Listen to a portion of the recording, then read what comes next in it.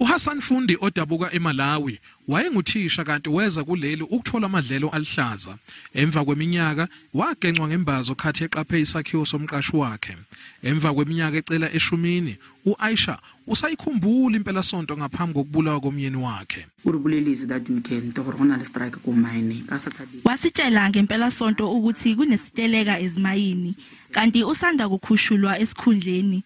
Usenguntsumpa usebenza amahora asehhovisi. Abereka office hours. Usenzima ukubhekana nokulimala komqondo okweza nalesi sehlo. I just believe that miners and the strikers, they don't want to take responsibility, and does make me very angry that they in any of their interview, I've never heard any single one of them saying that we also did mistake. Ngale komonakalo owenzeka, uAisha usakholwa ukuthi asikho isifunda basifunda ngesibhicongo saseMarikana. Uthi ikhomishana yayiphenya kabanzi ngesigameko yahluleka ukuthola lonke iqiniso. The Falam Commission outcomes, they are different like the other commission outcomes that I used to see. Like I saw the Life Esidimeni Commission. When the outcomes came, it tell you who's responsible for what at the end of the day. Ufuna ukuba nomhlangano nomengameli Cyril Ramaphosa.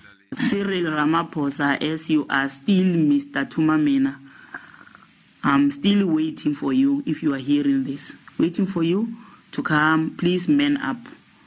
Come to us as families. uAisha uthi kule minyaka eyishumi edlule uzizwa elaxaziwe yibona bonke ababamba iqhaza njengoba naye alahlekelwa ngumyeni wakhe. Uthi kunakwe kakhulu abafelokazi bezisebenzi zaseyimayini.